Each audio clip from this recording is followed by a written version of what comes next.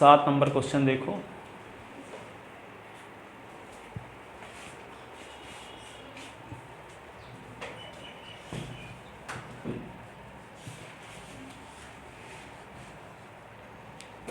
सात नंबर ये है, प्रूव दैट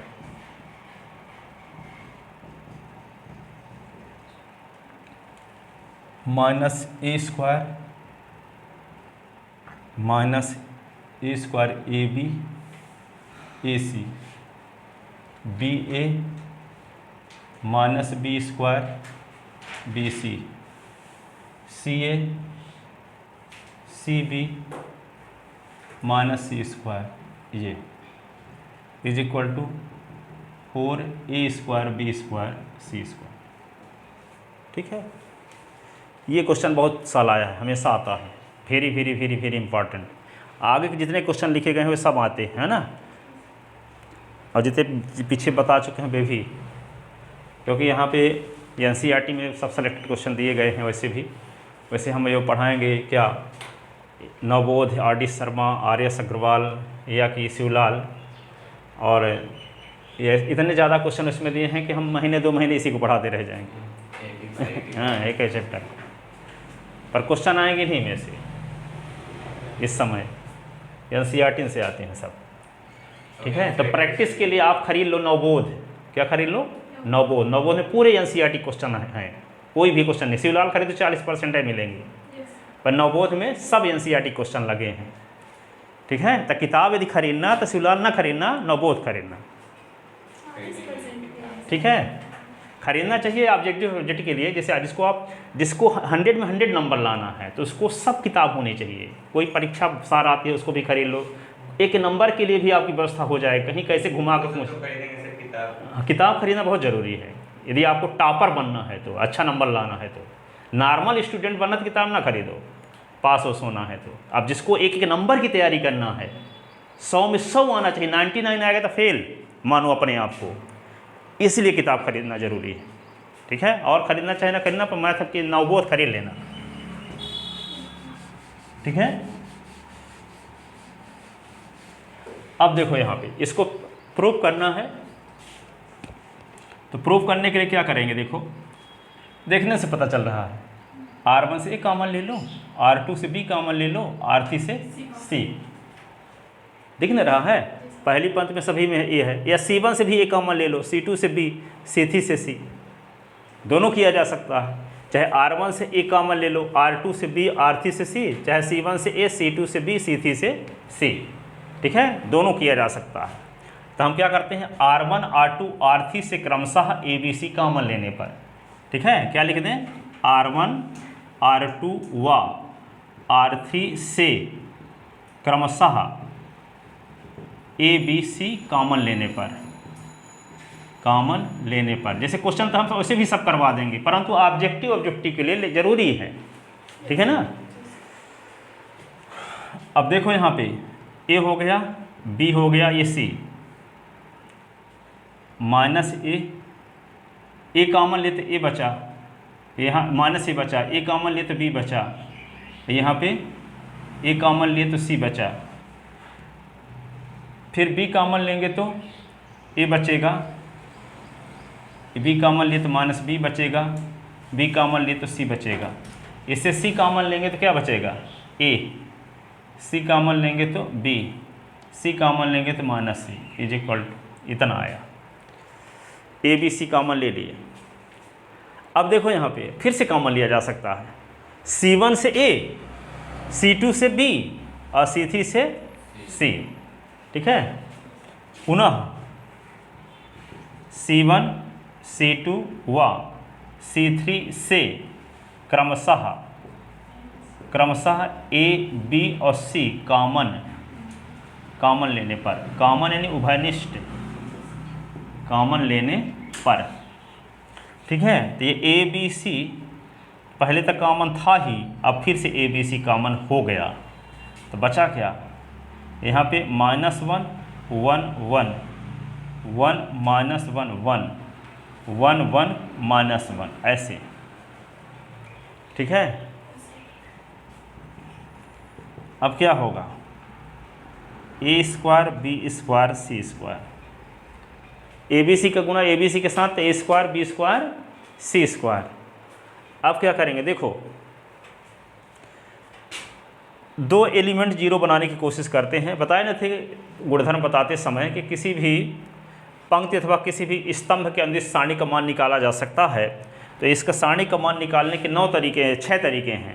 चाहे R1 पंक्ति के अंदर से निकालो, चाहे R2 पंक्ति के अंदर से निकालो, चाहे R3 पंक्ति के अंदर से निकालो, चाहे C1, चाहे C2, चाहे C3। लेकिन यदि किसी भी पंक्ति के सभी अधिकांश अवयव शून्य हैं तो सारणी का मान निकालना ज़्यादा आसान रहेगा, क्योंकि कैलकुलेशन कम हो जाएगा। ठीक है, तो यहाँ देखने से पता चल रहा है कि इसको शून्य बनाया जा सकता है। कैसे शून्य बनाया जा सकता है? इसका नाम तो C2 है, इसका नाम C3 है। तो ये C2 है, ये जब C3 है तो इसमें 1 का गुणा करके इसके साथ जोड़ दो। तो 1 का गुणा करोगे तो -1 के साथ 1 का गुणा करो तो -1 रहेगा। अब -1 को 1 के साथ जोड़ो तो 0 नहीं बन जाएगा। तो गुणधर्म कौन सा लग जाएगा? कोई कॉलम तथा उस कॉलम के समांतर कॉलम में विशेष संख्या का गुणा करके उस कॉलम में जोड़ने से प्राप्त नवीन सारणी का मान अपरिवर्तित रहता है। ठीक है, फिर इसमें क्या करेंगे, मान 1 का गुणा करके इसके साथ जोड़ दो तो ये भी शून्य बन जाएगा। तो R1 पंक्ति के 2 अवयव शून्य हो जाएंगे, तो R1 के अंदिश प्रसार कर देंगे तो इसको सॉल्व करना आसान रहेगा, क्योंकि 2 अवयव शून्य हो चुके हैं। ठीक है, तो यहाँ पे क्या करेंगे, इसको शून्य बनाने के लिए ये C2 के पैरेलल कॉलम C1 में 1 का गुणा करके जोड़ने पर लिखने का तरीका क्या होगा, इसको हम लिखेंगे C2 को प्राप्त करने के लिए C2 में से घटाएंगे या C2 में से जोड़ेंगे किसका, 1 का गुणा करके C1 के साथ, 1 का गुणा करके C1 के साथ। तो 1 का गुणा करने से तो कोई फर्क पड़ेगा नहीं, तो क्या लिख सकते हैं, C2 change to C2 plus C1, अर्थात इन दोनों को जोड़ करके लिखेंगे ना। ये क्वेश्चन क्या था, हाँ ये इन दोनों को, यहाँ पे क्या था -1 था, तो इन दोनों को जब जोड़ देंगे तो यहाँ पे शून्य आ जाएगा, इन दोनों को जोड़ें तो यहाँ भी शून्य आ जाएगा, इन दोनों जोड़ें तो 2 आ जाएगा। ठीक है, इसी भर को ऐसे थोड़ी करेंगे, जो रूल इसके साथ लगाएंगे वही सबके साथ लगाना पड़ेगा। तो इसको जोड़े तो शून्य, इसको जोड़े तो शून्य, इसको जोड़े तो 2। अब इसको जोड़ेंगे तो यहाँ शून्य, इसको जोड़ेंगे तो 2, इसको जोड़ेंगे तो यहाँ शून्य। ठीक है, तो लिखेंगे क्या, C2 change to C2 plus C1 और C3 change to C3 plus C1। ठीक है, किस संक्रिया से, कि संक्रिया से। ठीक है, तो यहाँ लिखते हैं। अब इसको तो C1 में, C2 और C3 में बदलाव करना है ना, C1 में तो नहीं करना है। तो पहले कॉलम को हूबहू उतार लो, तो क्या होगा, -1 1 1। फिर इन दोनों को जोड़ के लिखते हैं, इन दोनों को जोड़ के लिखेंगे तो 0, इन दोनों को जोड़ के लिखेंगे तो 0, इन दोनों को जोड़ के लिखेंगे तो 2। इसको जोड़ते हैं तो 0 आता है, इसको जोड़ते हैं तो 2 आता है, इसको जोड़ते हैं तो 0 आता है, ऐसे। ठीक है, अब क्या करेंगे, अब R1 पंक्ति के 2 अवयव शून्य हो गए, तो R1 के अंदिश प्रसार। तो क्या लिखेंगे, -1 गुणे C11 प्लस 0 गुणे C12 प्लस 0 गुणे C13। तो इधर तो सॉल्व नहीं करना पड़ेगा, क्योंकि 0 का गुणा किसी के साथ करेंगे तो 0 हो जाएगा। तो सिर्फ सॉल्व किसको करना पड़ेगा, -1 गुणे C11 को केवल।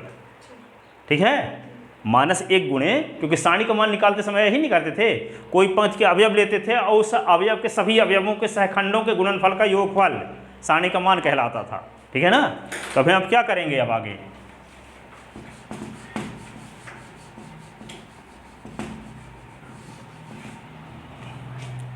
ए बी सी है ही, A square B square C square है ना ये। अब क्या करते हैं, -1 गुणे, देखो -1 गुणे, -1 जिस पंक्ति में है, जिस स्तंभ में है, इसको छोड़ दो तो क्या बचा, 0 2 2 0, ऐसे ना। आगे बीच में माइनस लगाते थे ना, फिर क्या लगाते थे बीच में, माइनस। तो 0 गुणे करेंगे कुछ भी, इधर तो सब 0 हो जाएगा, 0 गुणे करेंगे कुछ भी तो क्या होगा, 0।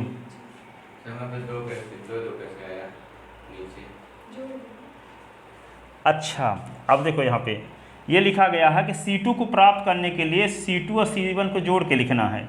ये C2 कॉलम है ये। ठीक है, तो इसको प्राप्त करने के लिए क्या है, इसको जोड़ के लिखना है। तो 1 है और -1 को जोड़ो तो 0 बन गया। माइनस 1 और 1 को जोड़ तो 0 बन गया, अब 1 और 1 को जोड़ तो 2 ना आएगा। ठीक है, अब इसमें देखो C3 में क्या लिखना है, C3 और C1 को जोड़ करके, तो 1 और -1 जोड़े तो यहाँ पे 0 आ गया, 1 और 1 जोड़े तो यहाँ 2 आ गया, -1 और 1 जोड़े तो यहाँ 0 आ गया। एक थे अवयव में रूल थोड़ी लगाएंगे, सबके साथ ऐसा किया जाएगा।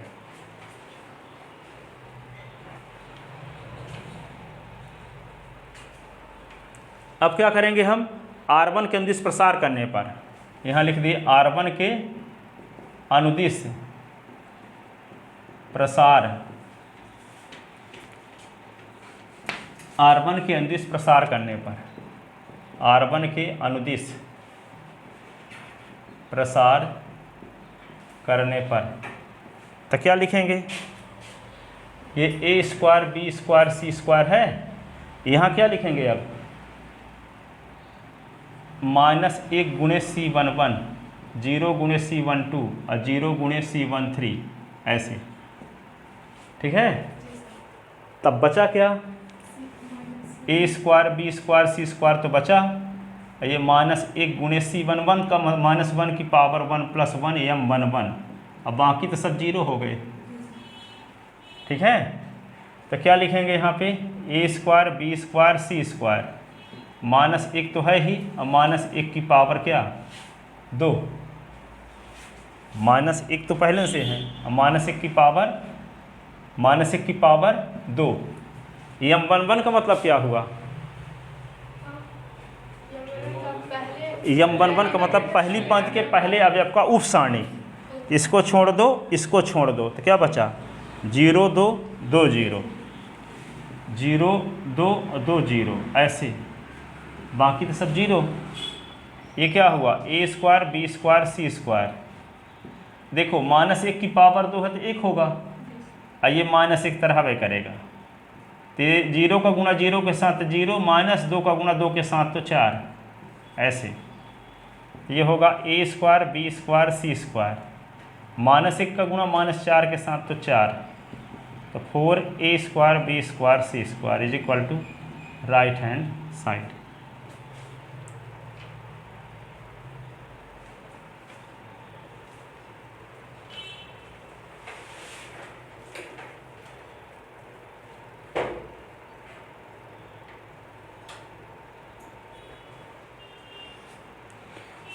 ठीक है ना, 4a² b² c² प्रूफ हो गया। देखो कुछ भी नहीं करना था, क्या किए, पहले a R1 से कॉमन, R2 से b, R3 से c, फिर C1 से a, C2 से b, C3 से c, फिर से कॉमन लिए तो a² b² c² आ गया।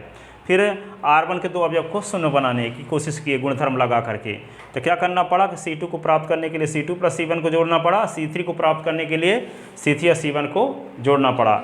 ऐसा क्यों किए, ताकि R1 के अधिक से अधिक अवयव 0 हो जाएं। तो 2 अवयव 0 हो गए तो R1 के अनुदिश प्रसार कर दिए। तो सारणी के मान निकालने का तरीका आपको बताए थे, कोई भी पंक्ति लेते हैं और उस पंक्ति के अवयवों के शाखंड के गुणनफल का योगफल क्या कहलाता है, सारणी का मान। तो इसके अवयव क्या थे, -1 0 0 थे, तो -1 का शाखंड क्या होगा C11, 0 का शाखंड C12, 0 का C13, यही लिखा गया यहाँ पे। अब 0 का गुणा किसी के साथ करें तो 0 हो जाएगा, तो इन दोनों को छोड़ दिए। क्या लिखा गया, C11 की परिभाषा क्या है, -1 की पावर 1 + 1 m11। ठीक है, अब -1 की पावर 2 m11 का मतलब ये हुआ पहली पंक्ति के पहले अवयव का उप सारणी के, पहली पंक्ति के पहला अवयव ये है, इसका उप सारणी के निकाले तो 0 2 2 0 आया, इसको सिंप्लीफाई किया तो ये आ गया। ठीक, ये समझ में आ गया है ना, आसान, एक बार पढ़ो ज़िंदगी भर याद रहेगा। ठीक है, अब आगे देखो क्वेश्चन नंबर